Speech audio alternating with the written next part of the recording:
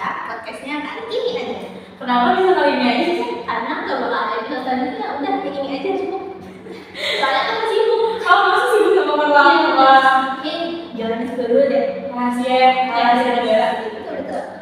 Kali ini kita mau ngapain sih, Sen? Kayaknya kita kali ini mau bahas materi nih. Ada yang bisa. Materinya yaitu konsep dan implementasi kebijakan pengelolaan kurikulum, Sen. Mungkin sebelum membahas banyak hal, kita bisa sedikit mengulas materi ini. Mungkin sama aku kali ya. Pengelolaan kurikulum adalah sebuah usaha atau cara bersama untuk mencapai tujuan pengajaran, dan khususnya dalam usaha meningkatkan kualitas interaksi belajar mengajar.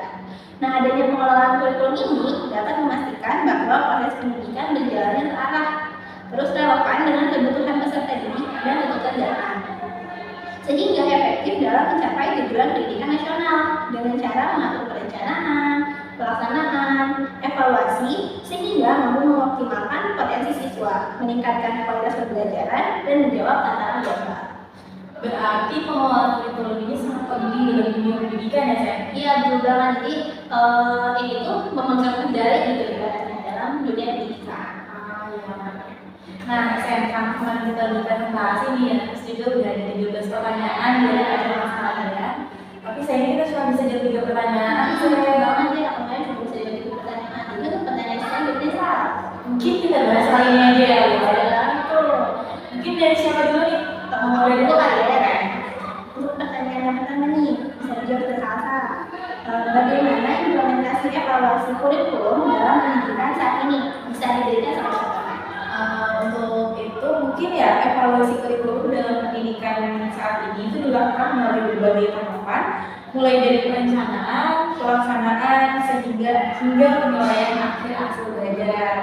Contohnya itu bisa evaluasi dalam kurikulum Merdeka di Indonesia dilakukan dengan cara menganalisis apakah tujuan pembelajaran telah tercapai atau belum. Guru tidak hanya fokus pada penilaian hasil belajar siswa, tetapi juga pada proses belajar itu sendiri seperti kemampuan berpikir kritis dan kolaboratif. Nah, aku udah jawab pertanyaan dari kamu nih. Sekarang aku ganti bertanya ya. Untuk pertanyaannya, apa saja strategi dalam kurikulum Merdeka yang dapat membuat siswa lebih berperan aktif dalam proses pembelajaran sekaligus mengembangkan sikap kritis terhadap masalah sosial? Ya, aku jawab ya. Strategi dalam kurikulum Merdeka itu membuat siswa berperan aktif dalam proses pembelajaran sekaligus mengembangkan sikap kritis terhadap masalah sosial, mencakup penerapan pembelajaran berbasis proyek atau yang biasa disebut PBL. Untuk melibatkan siswa dalam penelitian yang menyelesaikan masalah nyata, pembelajaran diferensial untuk memenuhi kebutuhan dan potensi unik setiap siswa. Integrasi tema kontekstual yang relevan dengan isu sosial terkini itu mendorong pemikiran kritis, penggunaan diskusi kolaboratif untuk melatih kemampuan berpikir analitis dan argumentatif, serta memberikan ruang bagi siswa untuk berpartisipasi dalam mengambil keputusan dan refleksi atas pembelajaran mereka. Jelas mungkin ya, mungkin kita bisa lanjut ke pertanyaan yang selanjutnya. Hal-hal apa saja, itu kayaknya udah deh pertanyaan itu ya? Iya, kemarin udah dijawab. Berarti pertanyaan yang selanjutnya itu bagaimana cara memastikan bahwa kurikulum yang diimplementasikan sesuai dengan kebutuhan peserta didik dan tuntutan zaman?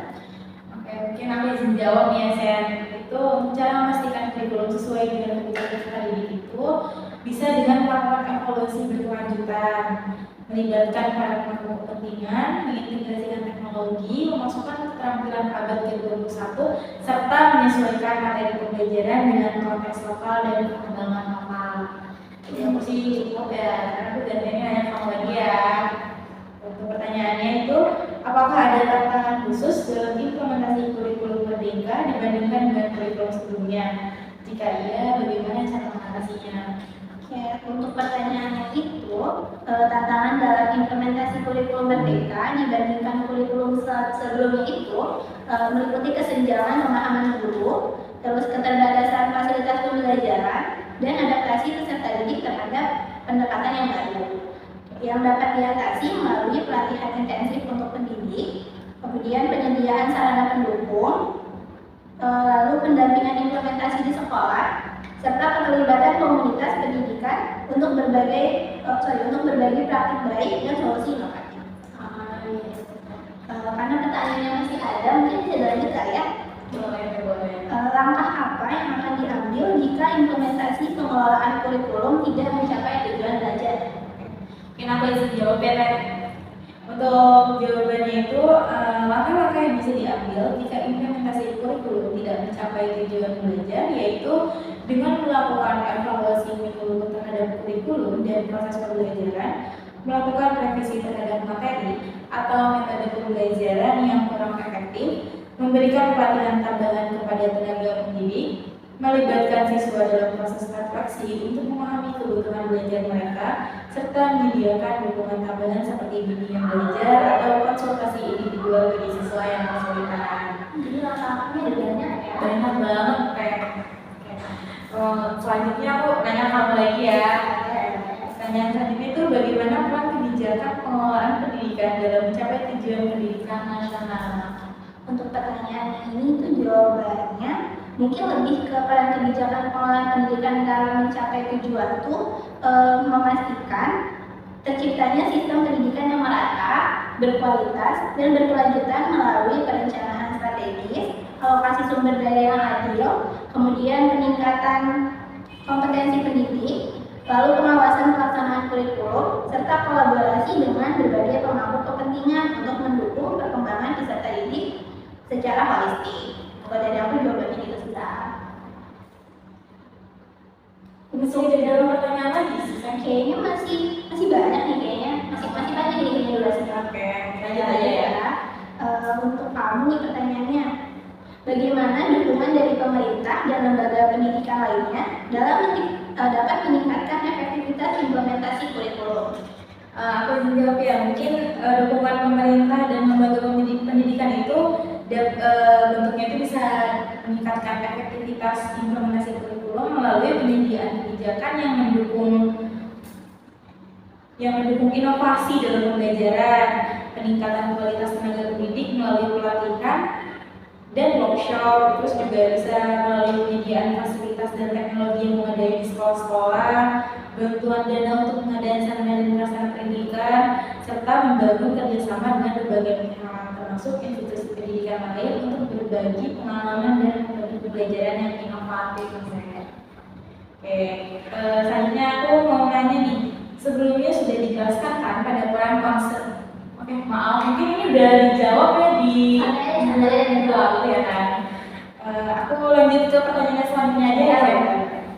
Jelaskan bagaimana teknologi dapat membantu mengatasi tantangan dalam implementasi pengelolaan kurikulum seperti kesenjangan akses dan kekurangan sumber daya. Teknologi itu dapat membantu mengatasi tantangan dalam implementasi pengelolaan kurikulum. Ada cara-caranya pun menggunakan platform pembelajaran online untuk memperluas akses pendidikan ke daerah terpencil. Kemudian menerapkan teknologi e-learning untuk mengurangi ketergantungan pada sumber daya fisik seperti buku dan alat tulis. Kemudian memanfaatkan aplikasi atau software manajemen pendidikan untuk memudahkan administrasi dan evaluasi kurikulum. Yang terakhir juga menggunakan perangkat lunak yang dapat mendukung pembelajaran interaktif dan meningkatkan keterlibatan siswa. Oke. Nah, sekarang aku juga mungkin kayaknya aku deh yang nanya nih. Kayaknya kamu dulu nih yang nanya gantian ya siapa yang nanya? karena mau dijawab tadi ya. Aku nanya saya. Untuk pertanyaan satu ini, bagaimana prinsip yang harus diperhatikan dalam melaksanakan pengelolaan kurikulum? Nah, prinsip yang harus dilakukan tuh ada banyak ya kayak ini aku sebutin beberapa aja nih. Yang pertama itu ada relevansi. Jadi kurikulum itu harus relevan dengan kebutuhan peserta didik dan perkembangan zaman. Yang kedua itu ada fleksibilitas. Jadi kurikulum itu harus dapat disesuaikan dengan kondisi dan karakteristik siswa. Yang ketiga itu ada efisiensi. Jadi pengelolaan kurikulum harus menggunakan sumber daya yang tersedia secara optimal. Dan yang terakhir itu ada partisipasi. Semua pihak, termasuk guru, siswa, dan masyarakat harus dilibatkan dalam pengelolaan kurikulum keberlanjutan. Pengelolaan kurikulum harus berkelanjutan dan dievaluasi secara berkala, misalnya. Oke, jelas sih pertanyaannya. Kamu ada pertanyaan lagi nggak? Nah, ini pertanyaan terakhir nih, saya. Aku akan yang kedua ya. Bagaimana sekolah dapat menyesuaikan implementasi kebijakan pengelolaan kurikulum dengan kebutuhan dan karakteristik siswa? Untuk pertanyaan yang terakhir ini, mungkin lebih ke sekolah dapat menyesuaikan implementasi kebijakan pengelolaan kurikulum dengan melakukan asesmen terhadap kebutuhan dan potensi siswa sebelum menerapkan kurikulum.